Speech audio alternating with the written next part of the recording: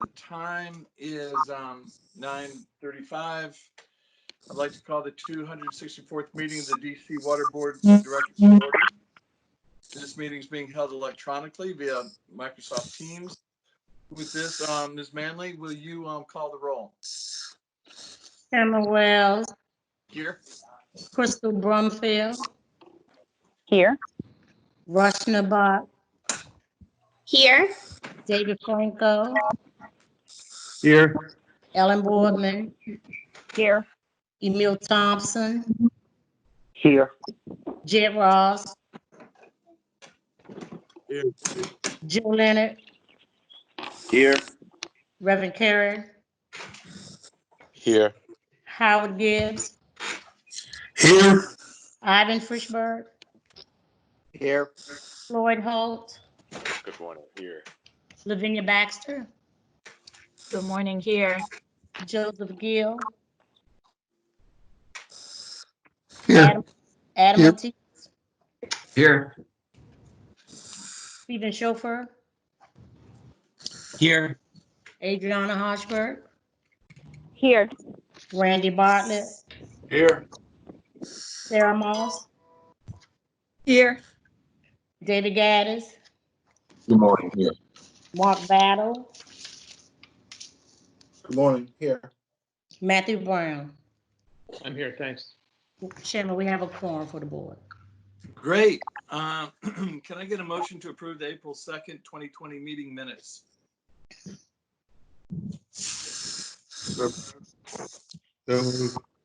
David Franco moves to approve.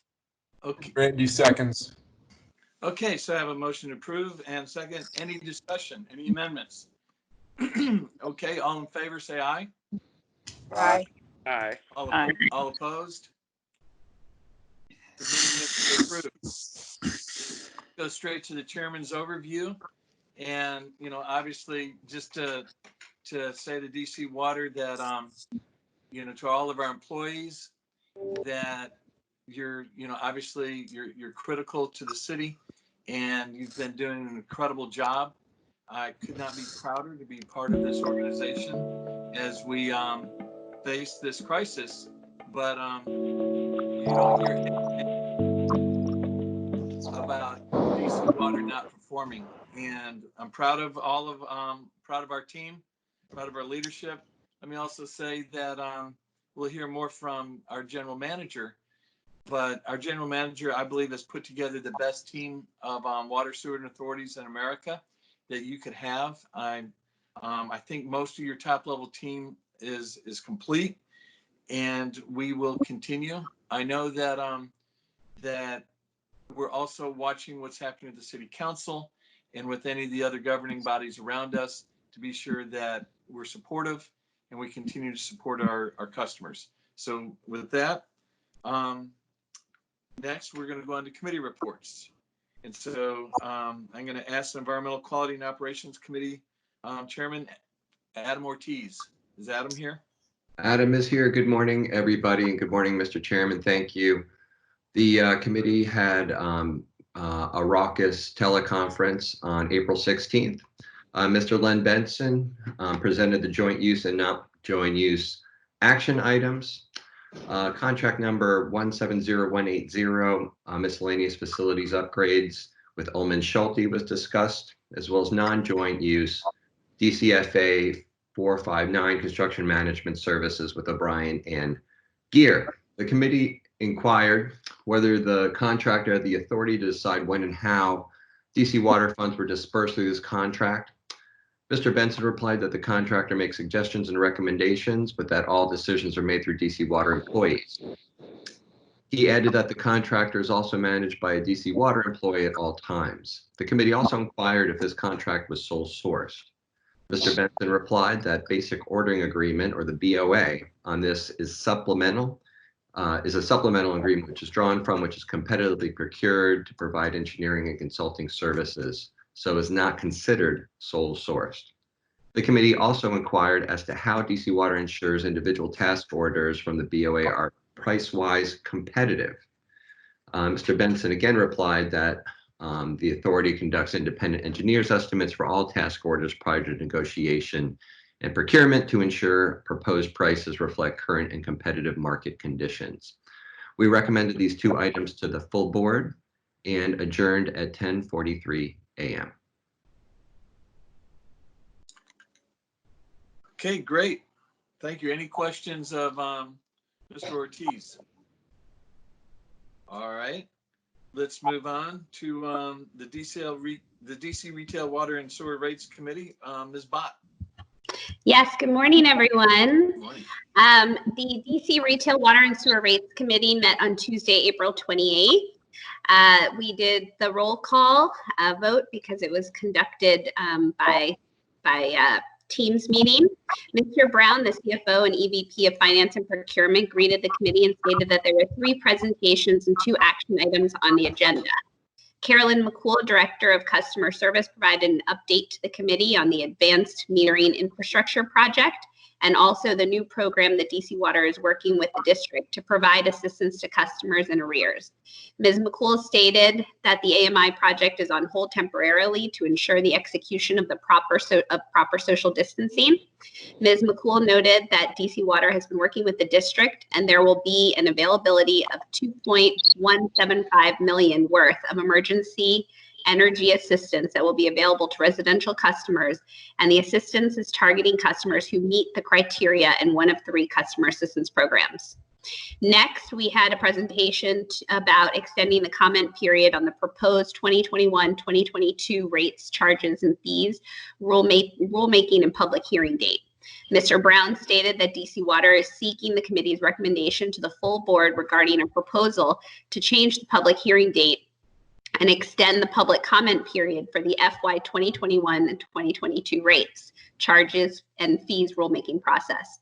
Mr. Brown mentioned that this change proposal is in response to the mayor's order, which extended the declaration of a public health emergency to May 15th due to the COVID-19 pandemic.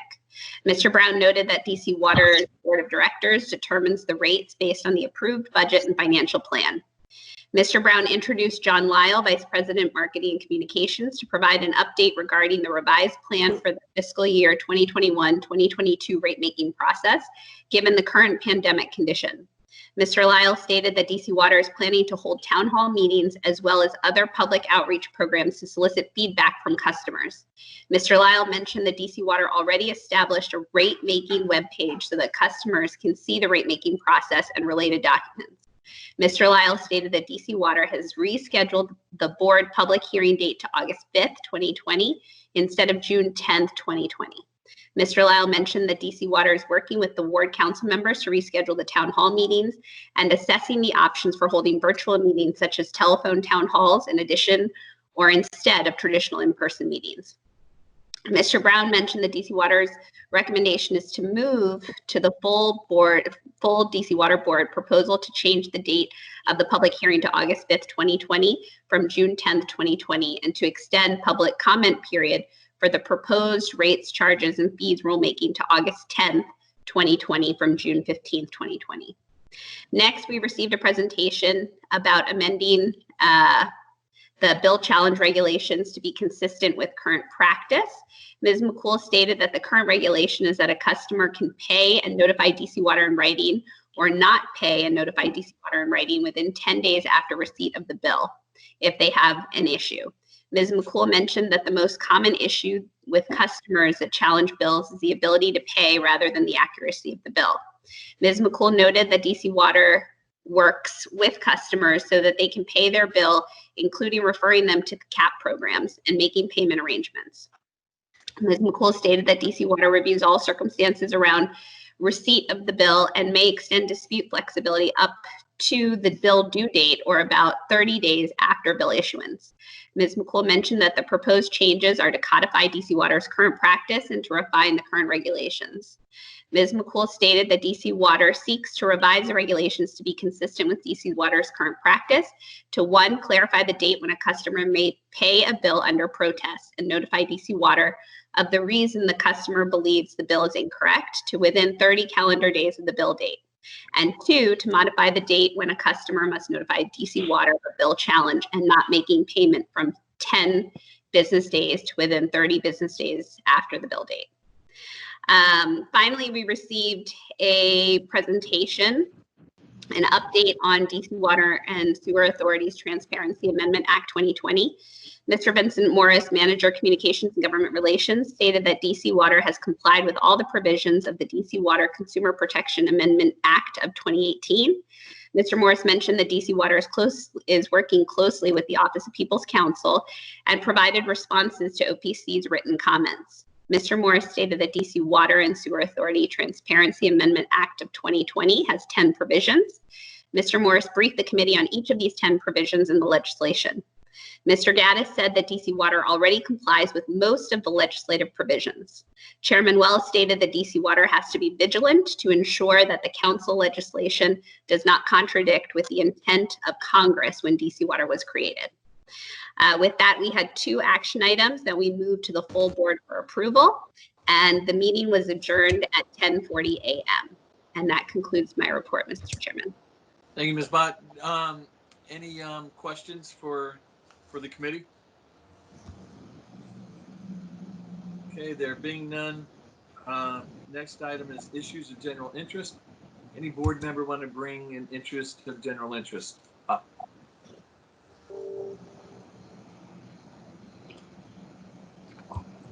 Okay, there being none, we will move on to our CEO General Manager's report. Mr. Gaddis. Thank you very much, Chairman Wells. Appreciate you. Let me start out with my April highlights, as I always do. As you can see in some of the details in my monthly report, Team Blue has been doing our best to keep up with the operational targets, even with new A and B shifts, in which we have put in place for social distancing, and those protocols are in place. In some cases, we are slightly below targeted levels of service, but more importantly, we are keeping all of our employees not only safe, but we're meeting all of our regulatory requirements as well, delivering clean drinking water and treating wastewater and managing our CSOs. In some cases, we are adding services such as restoring water connections, as most of you know, for those that have been turned off. We did reconnect those ratepayers and customers that did request to be turned back on without them having to pay their balance at that point in time. Most importantly, we have done all of this without compromising the health and safety of our most valued resource, which is our employees and our workforce. Consistent with my approach to the 3 Ps, we always want to look at people, place, and pay whenever we're doing anything on a day-to-day basis. I also want to make sure that I send a shout out and a congratulations to our IT team. Our IT team during this COVID has performed unbelievably. They were able to move all of our employees out of the building, get them connected, and get laptops in their hands. We had to activate 430 employees. We also brought Teams into play during that time and eliminated Skype a year in advance of Skype going away.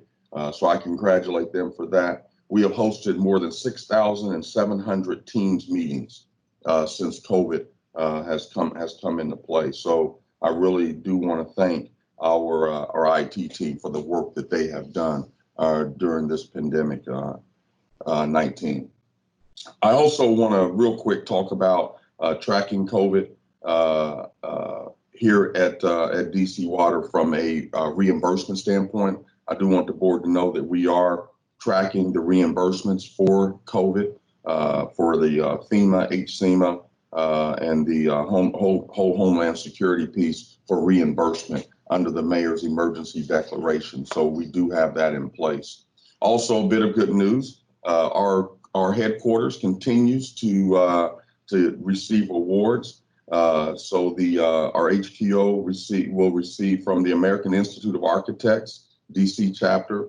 They recently announced that a 2020 Design Award, and they selected DC Water to receive the Sustainable Design Award and also the Architectural Award. So that again is great news for us here at DC Water in the great building that we are so proud of and that we can work in on a day-to-day basis. We continue also, Matt Brown and his group continue to monitor changes in revenue and consumption as well. We are down about 30% on the commercial side. We are up 6%, 7% on the multifamily and the residential side, but it does not, it will not cover the revenue for where we're at on the commercial side. So we continue to monitor that, and we'll continue to do so. We're also beginning to take action to try and close some of the possible shortfalls in 2020. I've written to the board and began to lay out how we do plan to close that gap as well.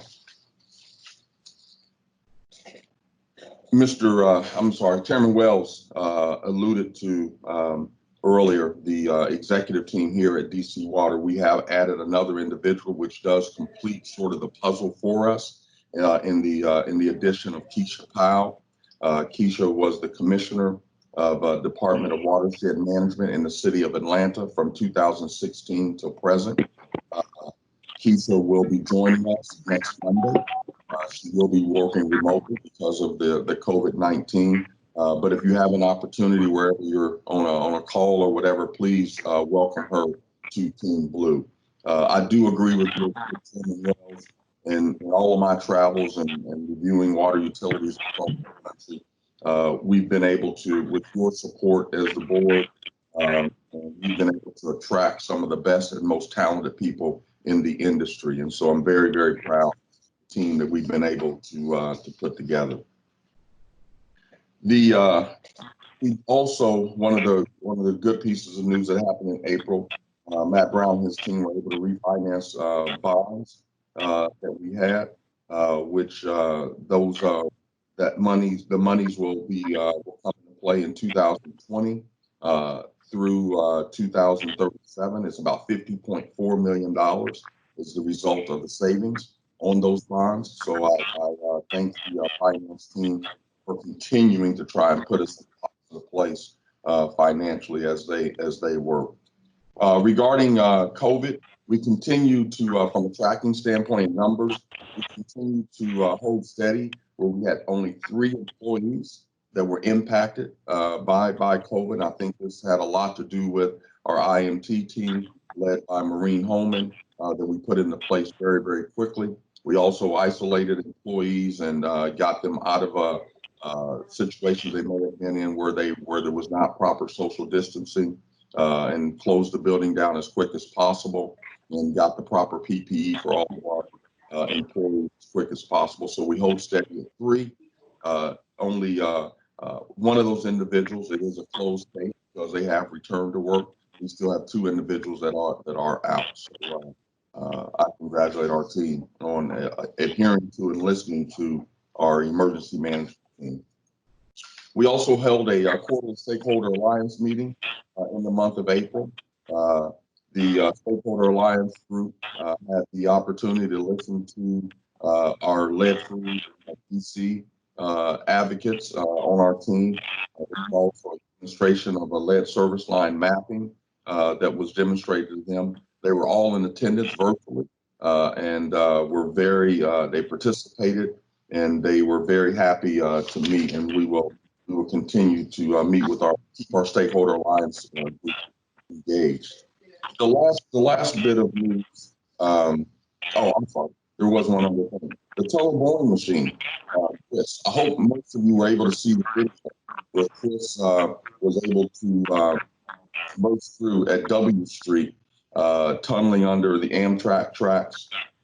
Chris has now excavated 3 miles and has 2 miles left to go on that northeast boundary tunnel. We are ahead of schedule. As most of you know, the northeast boundary tunnel was supposed to be completed in 2025. We project that it will be completed in mid-2022. This was moved forward to alleviate flooding in the district, especially in the Bloomingdale area. So Chris will be back in action later in May. So he has gone through some maintenance and so forth after that last burst through W Street. So we're very, very happy with the progress of Chris. My last item that I have, Chairman Wells, is to give just a quick update. Each month, I am committed to giving an update after my State of the Utility address in February, where I highlighted 15 key initiatives for the authority. They all, the 15 initiatives were around high-performing team, resilient and readiness, and effectively engage with our stakeholders. We continue to collaborate with on all three of these initiatives, and especially collaborate with the board on the decide, on the dream, decide, and deliver stages that we agreed to. This month, I'm excited to highlight for you, though, the lead-free DC. Tracking the lead issue in Washington, D.C. remains to be top line priority for the authority and for me. I say this often, but that with cooperation from the district government and also other partners, it is possible to eliminate all lead service lines from the city within the next 10 years. To achieve this vision, though, it is important that the new lead law and district funding that took effect either this year, earlier this year, I'm thrilled with the progress that we've made thus far. We have selected John Deacon from our Office of Marketing and Communications as the program manager to lead us lead-free DC campaign.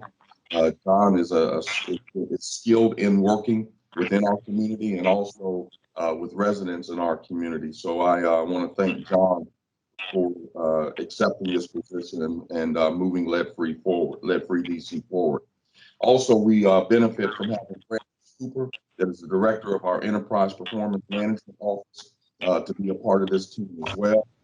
Francis is very skilled in this area and has executed a suite of programs across the authority for us thus far.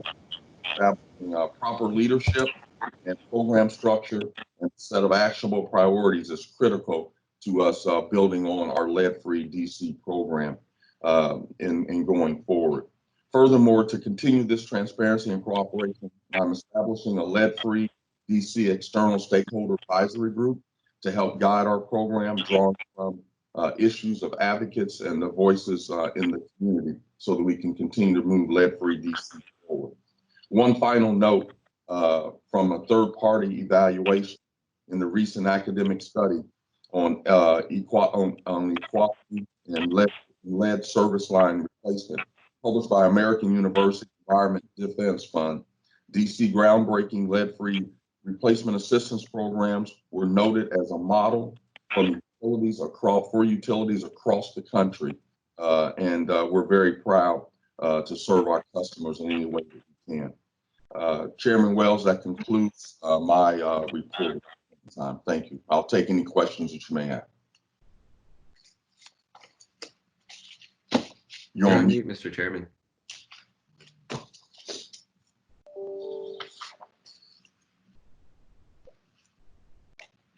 You're still on mute, Chairman Wells. Thank you very much. I'm new at this. Questions for the general manager? Mr. Chairman, I have a couple questions. This is Adam Ortiz. Mr. Gaddis, thank you for the update on the lead-free campaign. It's really exciting, and as a board member, I'm completely supportive. Can you talk a little bit about the correspondence with Councilwoman Che concerning the concern of the virus in the water? I'm not a scientist, but this issue, I've been reading about it, and there's a lot of buzz. I don't know if there's anything to it. Like Mr. Frischman, I was a little concerned about DOH's response. So can you speak to that a little bit, and any idea if that's a risk factor in transmission? In transmission to our employees? Transmission to the employees, transmission to a water body. Again, I'm not exactly sure. Is there any risk with the virus being transmitted through sewer at the water treatment plant? Not among employees, but in the water itself. Well, I'll try and answer your questions and your question in totality and cover a number of things here as I answer it, and then you can come back and tell me if I was successful or not. First of all, there's not been one case from the CDC that has said that anyone has contracted the virus through sewage. So there's not been one case of that reported in the country so far. The Councilmember Shay's question was around the buzz that you talked about testing raw sewage. It is very difficult in the district to do such testing. It can be done, but it's also very, very expensive as well. So as you know, we have a combined system, which causes a problem, first of all. So it is not separated. So there is a lot of things in our system to start out with. Secondly, we have a system that goes in the Blue Plains that is a regional system. So to be able to identify and say that this is either DC, PG County, or Montgomery County, or whatever it might be, would be very difficult to do as well. If you would like to go out, if we were able to go out into the system itself, into the city, you would have to first of all do this on dry weather, or when it's dry, first of all. Secondly, you'd have to get a baseline, and you wouldn't be able, in order to identify if it's a hot spot. So you got to wait until, or you'd have to start your testing and wait until COVID is gone, and in order to know that you got this baseline, and then be able to come back and see if there's an increase. Testing would have to happen, if not daily, weekly, and there would have to be hundreds of test sites, because we have a combined system. So as you can imagine, as the sewage is flowing, you begin to have all these neighborhoods that become intermixed, and so that becomes a problem as well. We continue to monitor this technology and other technology, but our feeling was that this was best suited, and the best people that could use this was DOH. Board Member Thompson did have a bit of advice for us yesterday, so we will be taking him up on that advice and talking to one of the other agencies. But it is for us, if it's a small town or a small community, it has a separated system, it may be able to be something that has worked for them. I have not, as of yet. I know there are tests going on in other communities, but we do know that COVID is is sewage. It's not at such a concentrated level that it is dangerous at all. We do protect our employees with N95 masks and face shields and those other PPE equipment.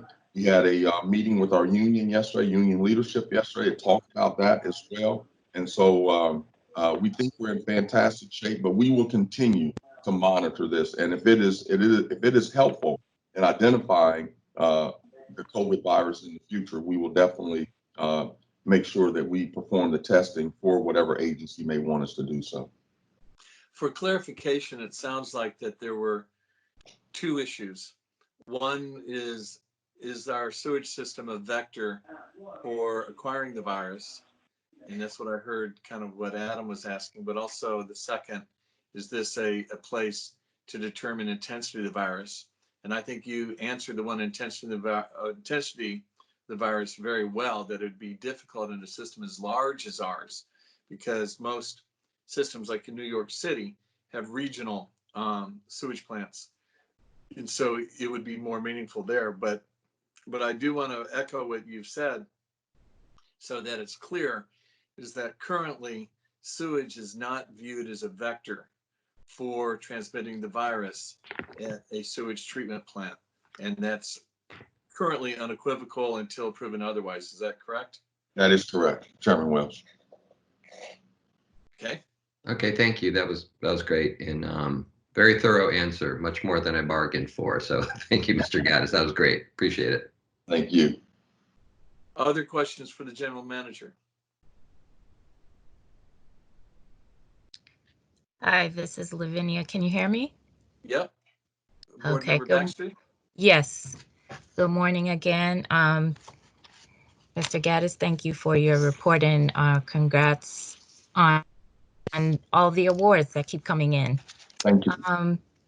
I just had a question on the new Department of Information Management. Do I have that right? It's on page CIP, Information Management, on page 40. Could you just provide a little background on that and what the reporting structure is?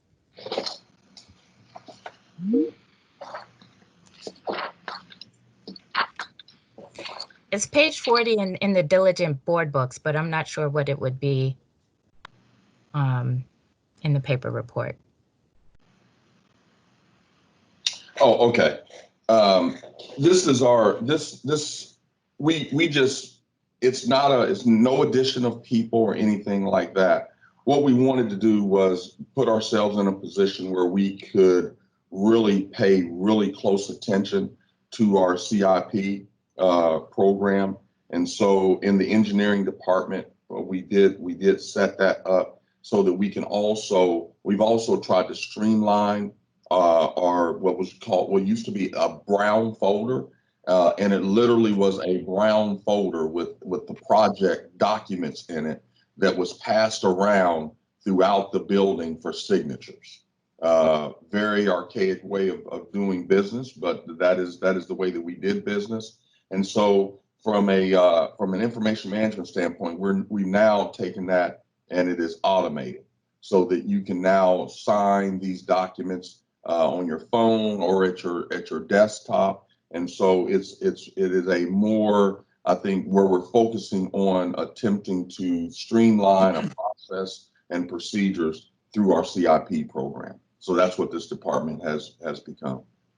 I don't want to speak for Ms. Baxter, but I think she was talking more about the changes related to marketing and communications and government affairs, potentially. That was there a reorg of some kind? Okay. And also kind of curious who's managing the department, what the reporting structure looks like.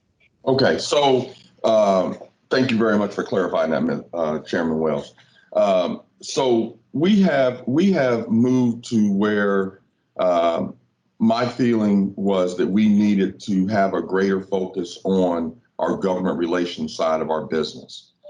Vince Morris has done, I think, a fantastic job for us in playing a dual role in working in communications and also in the government relations, government affairs business side of our business side of our business.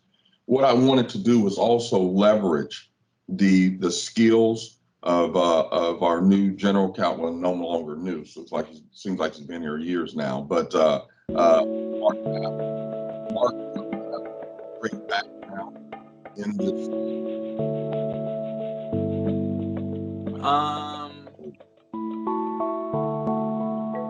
I think if we're put on hold by one of the people that calls in, their hold music comes on. And so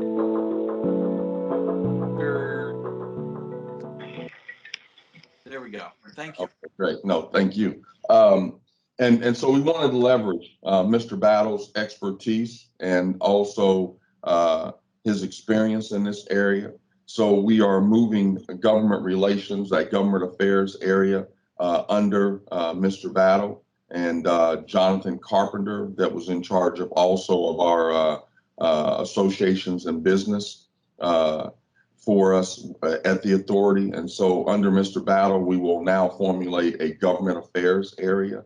And so that's the reporting structure from that standpoint. Vince will be able to now be able to concentrate on his communication side of his business. He leads a team of people under John Lyle as a manager, and we will begin recruiting for. I have not seen the structure that Mark is going to put together, but that's where we have placed that part of our organization now. Okay, thanks very much. And if it's possible for us to see a kind of an org chart and a layout of how everybody's reporting, that would be great. No problem. I will get that. I will get that out this Friday in my Friday update to the board. Thank you. I appreciate that, Ms. Baxter, because I think it will be good for the board now that the leadership team is formed to see who all the direct reports are or the general manager, and then how that translates below. So I think that'd be helpful now that the leadership team's in place. So thank you, Ms. Baxter. Other questions for the general manager?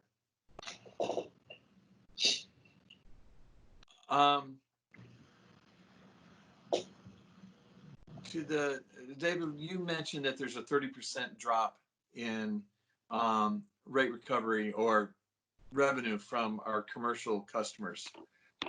And that's obviously going to have to require an adjustment as we go along. When can the board expect an amended 2020 budget in order to see that we end of the year, without, hopefully without a deficit? So I'll allow Matt to jump on this as well, but I will tell you we're seeing. So there's a couple of things that are happening, and then Matt can expound on it as well. So there's lag time in the consumption and the bill. So we have not gotten to that point yet where we can begin to estimate what 2020 will look like. What we do know though as well is that through COVID, even though we do have the reduction in revenue, we also have been able to save money on expenses as well. And so we will see how all that washes out. And Matt, do you want to expound on that at all as well? Sure. Thanks, Mr. Gaddis. Mr. Wells, just to address your questions, we have seen the overall decline in consumption is about 10%. The biggest portion of that, as Mr. Gaddis correctly pointed out, is about a 33% decline in commercial consumption. The commercial customers pay the highest rates, and the increases in residential and multifamily consumption don't offset the decrease in the decreased consumption in commercial. The other area that we're monitoring is payment status. We are no longer charging late fees, and as Mr. Gaddis mentioned, we've reconnected customers, and so we have seen an increase in our receivables. So we're monitoring both of those things. As of our March financial report, we had operating budget savings of about $12.7 million, and then on top of that, some debt service savings that were to go to the rate stabilization fund to be applied over the next 2 years. What we've done and what our budget office has done over the last several weeks is work closely with each of the heads of the departments on specific initiatives so that we can realize the year-to-date savings over the entire fiscal year. And so we're working on a plan right now to close that gap. We traditionally go to the Finance and Budget Committee in May with a forecast of both our revenues and our expenditures, and we plan to do that as well. We're working on that effort right now. To answer your specific questions about budget reductions, what we've done is we are putting together targeted expenditure reductions. We're going in and we're actually holding budget so that it can't be expended, but at this point didn't anticipate going to the board for a formal amendment to the overall budget to reduce it. We are holding budget so that it can't be spent. We're working with the department. Our procurement office is working through departments to close out purchase orders that are no longer deemed critical. We're taking all of those actions and can report more fully on that at the Finance and Budget Committee meeting this month, when we'll have a forecast of our revenues and our expenditures and where we think we will end the fiscal year. Great, thank you. Sure. Any other board members? I think the last, and we don't have to go into in depth, but just what the process is, so the board knows for planning post COVID. It's not really descriptive, but I know that the mayor is has reopened DC planning going on, and that reopening is going to happen in phases. We're in phase 0. And so then the next phase after, I think 14 days of decreasing cases, it'll be phase 1, and then double that to phase 2. And then there's a phase 3. What's the planning process in concert with the mayor's plan of reopening DC process with DC Water? So our emergency management IMT team has began to move towards a view of recovery at this point in time. And so in that recovery action, they will be in sync with the mayor and DC and moving that forward and making sure that we are able to keep up. But we also will be in sync as well with the other counties as well because of the number of employees that we have as well. So our recovery piece has that included in there from the mayor's side. Are we represented on Reopen DC? So as in my understanding at this point in time, we have a number of partners that are engaged on Reopen DC. We have a number of board members that are on different committees and different teams, including yourself, that is part of the Reopen DC. I have been approached to be a part of the Reopen DC, and they have not decided as of yet which committee for me to be on. So we are engaged and totally understand and totally have a insight into the reopening of DC. Okay. Any other board members? Chairman Wells, if I could clarify something that I made a statement earlier, not to mislead the board, when I talked about that new department and Vince Morris. Vince has decided that he will stay on the government affairs side instead of the communication side. So I did say that he was staying on the communication side, but he will be on the government affairs side. Okay, great. Okay. Yeah. All right, moving along, we're going to go to the consent items, and there's one joint use consent item. That's approval to execute change order regarding the Uleman Chute construction. And it's been recommended by Environmental Quality and Operations Committee. Can I get a motion to approve the consent item joint use? So move. This is Randy. Thank you. Is there a second? I'll second. This is Crystal. Thank you, Crystal. All right. All in favor, say aye. Aye. Aye. Aye. All opposed? Consent item joint use is approved. Now for the consent items, the non-joint use, there's 3 items. One's approval to execute supplemental agreement with DCFA and O'Brien and Gear Acadis. And then the second is to publish notice of proposed rulemaking for the proposed amendment of bill challenge regulations. And the third is approval to change the date for the public hearing and extend comment period for the proposed fiscal year 2021 and fiscal year 22 rates, charges, and fees rulemaking. So with that, can I get a motion from a district member to approve the consent items non-joint use? So moved. It's Ellen. Is there a second? And second, Emil Thompson. Great, thanks, Emil. And so all in favor, say aye. Aye. All opposed? All right, the consent items non-joint use are approved. And I believe with no further business in front of the board, that concludes the 264th meeting of the DC Water Board of Directors. Thank you, everybody. Thank you. Thank you very much. Thank you. Everybody Thank have you. a safe week. Thank you very much. Be safe.